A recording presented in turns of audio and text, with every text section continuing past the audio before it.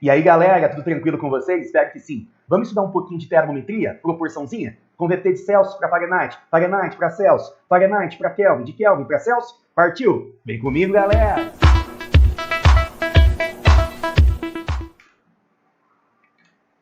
Bom, antes de mais nada, eu preciso relembrar com você o conceito de temperatura. A temperatura ela vai dizer para você o quanto algo é quente ou então o quanto algo é frio. Tá bom? Se você analisar em termos microscópicos, eu posso dizer assim para você, ó. Quando um corpo é considerado quente, o grau de movimentação das partículas é bastante elevado. Quando o corpo é considerado frio, o grau de agitação das partículas é baixo. Beleza? Então a temperatura é a grandeza que indica o estado de agitação das partículas de um corpo. Medir isso é uma tarefa um tanto quanto difícil, em princípio. Sabe por quê? Você não consegue ver o grau de agitação das partículas do corpo. Então você tem que pegar alguma propriedade do corpo que se modifica com a temperatura. Aí você estabelece uma comparação.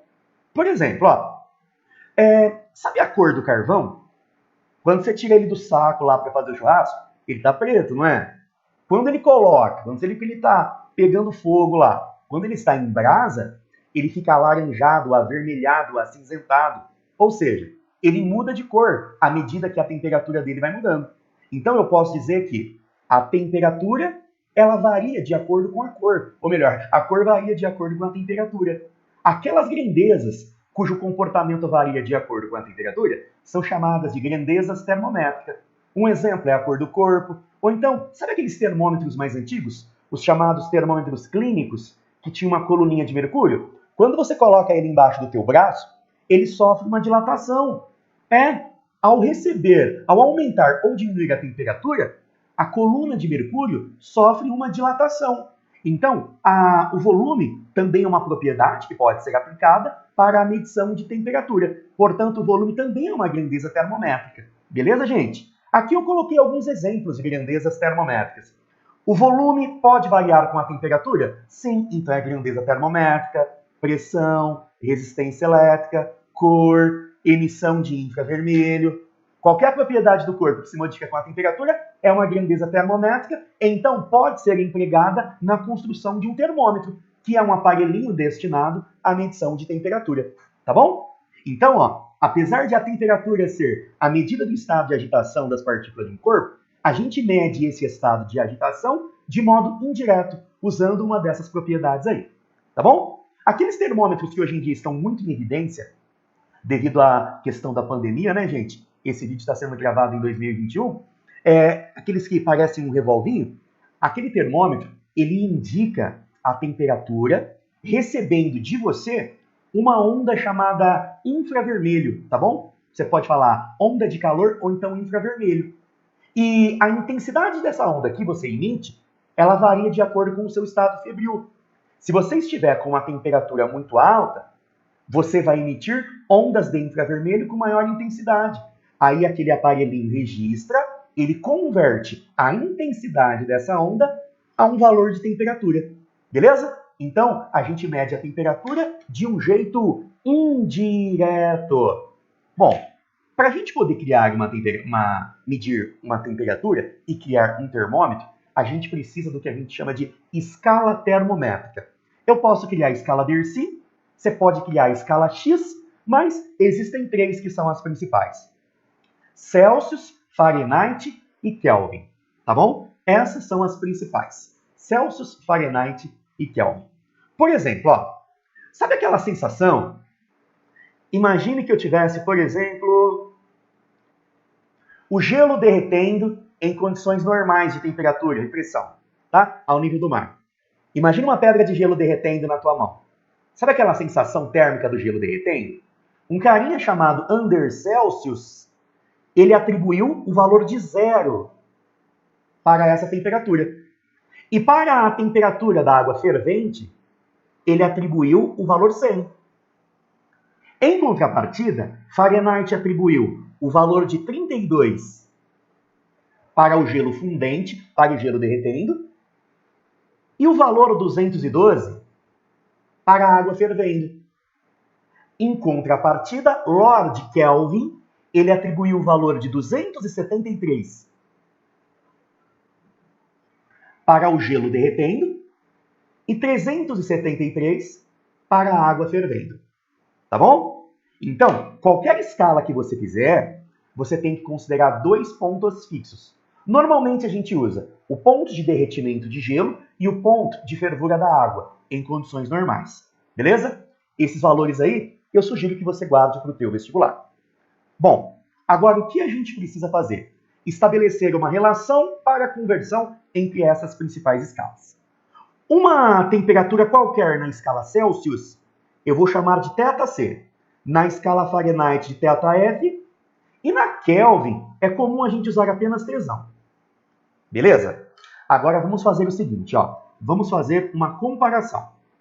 Ó, sabe esse pedaço grandão aqui, ó?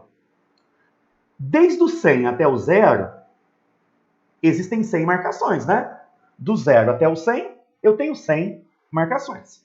Agora, preste atenção nesse pedaço aqui, ó. Do 32 até o 212, dá 180, né? Dersim, como que faz para chegar neste 100 aqui? Gente, para você calcular um intervalo, sempre você faz assim, ó. Final menos inicial, dá 100. De novo, final, 212, menos inicial, 32, dá 180. E lá no fim, ó, final menos o inicial do Kelvin. Isso dá 100, tá bom? Então, os pedaços grandes, eles medem 100 partes, vamos dizer assim. Agora, vamos ver quanto medem os pedacinhos pequenos? Ó, pedacinho pequeno é pedaço final menos inicial. Então, fica θC menos 0. θC menos 0, você já pode colocar θC. Agora, olha esse outro pedacinho aqui pequenininho, gente. Fica θF menos 32. E esse aqui, ó, fica Pzão menos 273. Ok? Em cada uma dessas escalas, o pedaço pequeno é proporcional ao pedaço grande. Vamos escrever isso? Pedaço pequeno é proporcional a pedaço grande. Lá na Celsius, ó. Pedaço pequeno proporcional a pedaço grande. Na Fahrenheit, pedaço pequeno proporcional a pedaço grande. Na Kelvin, pedaço pequeno proporcional a pedaço grande. Para a gente dar uma simplificadinha, a gente pode fazer o seguinte. Vamos dividir tudo por 20, para trabalharmos com números mais curtos. Aí chegamos à seguinte relação. Pronto. São essas as equações que a gente usa para converter de Celsius para Fahrenheit, de Fahrenheit para Kelvin e vice-versa. Ok? Normalmente a gente trabalha com 2 a 2. Se você quiser converter de Celsius para Fahrenheit, você usa apenas o pedacinho que te interessa. Se você quer converter de Fahrenheit para Kelvin, agora sim, tinha aparecido esse pedacinho que eu não estava usando, né? Agora sim. Se você quiser converter de Fahrenheit para Kelvin, você usa só as duas que te interessam.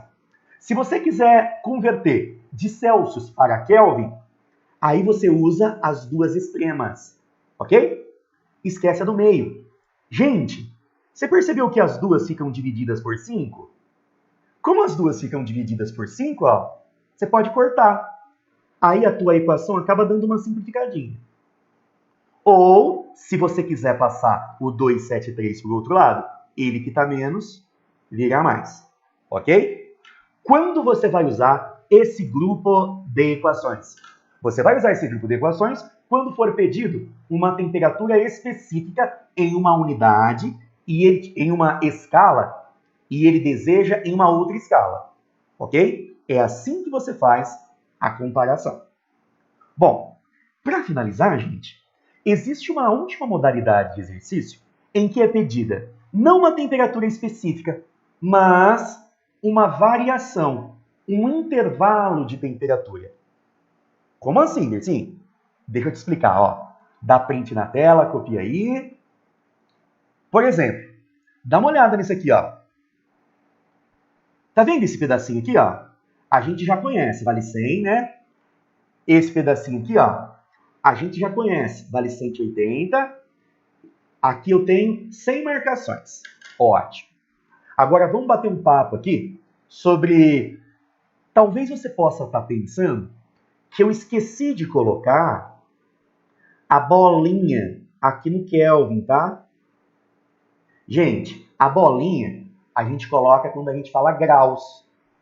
Na escala Celsius, a gente fala, por exemplo, 100 graus Celsius. Na escala Fahrenheit, 212 graus Fahrenheit. Agora, na escala Kelvin, a gente não coloca a bolinha, então a gente não pronuncia grau. Tudo bem, gente? Na Kelvin, a gente não pronuncia grau. Outra coisa importante que você deve saber. A escala Kelvin é o que a gente chama... Opa, meu fone caiu aqui. É o que a gente chama de escala absoluta. O que significa eu ter uma escala absoluta? A escala absoluta é aquela que não tem valores negativos. Então, a escala Kelvin não tem valores negativos. Ok? Então, a mínima temperatura teoricamente possível seria 0 Kelvin. Não existe temperatura inferior a essa. Por isso, ela é conhecida como zero absoluto. Se tiver algum exercício que tiver temperatura negativa em Kelvin, aí você já pode eliminar essa alternativa, porque não existe. Ok? A correspondente temperatura na escala Fahrenheit. Se você jogar naquelas formulinhas do slide anterior, aproximadamente menos 495. E na escala Celsius, menos 273. Então, como não existe temperatura inferior ao 0 Kelvin, não existe temperatura inferior a menos 495 graus Fahrenheit. Não existe temperatura inferior a menos 273 graus Celsius. Toma cuidado com isso, viu? Beleza? Por isso que é chamado de zero absoluto isso daqui, ó. Sabe o que seria isso? Seria aquela situação em que as partículas que compõem o corpo não têm movimentação nenhuma. Ok? Com a tecnologia de hoje, ainda não atingiu essa situação. Toma cuidado com isso, principalmente a galera que presta medicina, ou então a galera que presta engenharia, enfim, a galera que faz prova aberta de física. Beleza? Tá. Outra coisa importante que cabe ressaltar. Em alguns exercícios, são pedidas não temperaturas específicas, mas intervalos, variações de temperatura. Ok? Quando é dada a previsão de tempo, é muito comum falar isso. O pessoal fala em amplitude térmica, que seria, por exemplo, a diferença entre a maior temperatura e a menor temperatura. Tá bom? Então, ó, quando falar para você a respeito, não dê uma temperatura específica, como eu fiz no slide anterior. Quando falar a respeito de um intervalo de temperatura. Dá uma olhada aqui, ó. Tá vendo esse intervalinho vermelho aqui? Esse pedacinho de Celsius, ele é proporcional a 100, assim como esse pedacinho de Fahrenheit é proporcional a 180.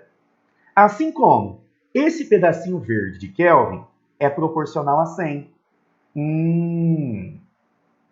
Vamos dividir todo mundo por 20 para a gente trabalhar com números menores? Pronto. Aí a gente chega nisso aqui, ó. Ótimo.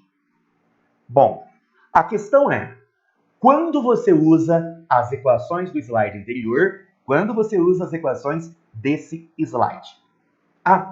Antes de continuar, ó, você percebeu? Se eu estiver comparando, por exemplo, Celsius e Kelvin, ó, já que as duas ficam divididas por 5, em termos de variação, elas são equivalentes. Tá bom? Tanto é que uma aqui tem 100 partes, a outra aqui tem 100 partes também. Então, em se tratando de variações, Celsius e Kelvin são equivalentes. Beleza? Bom, e para finalizar, qual que é a conclusão que a gente tira? A conclusão que a gente pode tirar dessa aula, gente, é a seguinte. Temperatura, medida do grau de agitação das partículas de um corpo. Como que a gente mede isso? De um modo indireto, usando alguma propriedade do corpo que se modifica com a temperatura. Ok? Bom, quais são as principais escalas? Celsius, Fahrenheit e Kelvin. Lembra que a Kelvin é a escala do Sistema Internacional. Lembra que a Kelvin é uma escala absoluta. Lembra que a Kelvin não tem valores negativos.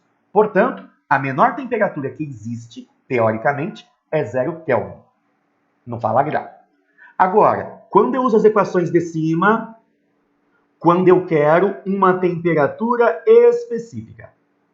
Agora, se o Simpatia estiver falando para vocês a respeito de variações, intervalos, diminuição, aumento, palavras que denotem variação, aí vocês utilizam a de baixo. Beleza, gente? Ó, eu vou deixar aqui na descrição do vídeo uma lista de exercício resolvida, ok? E no link também vai ter, gente, uma listinha de exercícios com os principais exercícios, um de cada tipo, envolvendo esse assunto da matéria. Bons estudos para vocês, espero que eu tenha te ajudado. Valeu, gente, até a próxima. Curta aí, compartilha, hein? Valeu, até mais.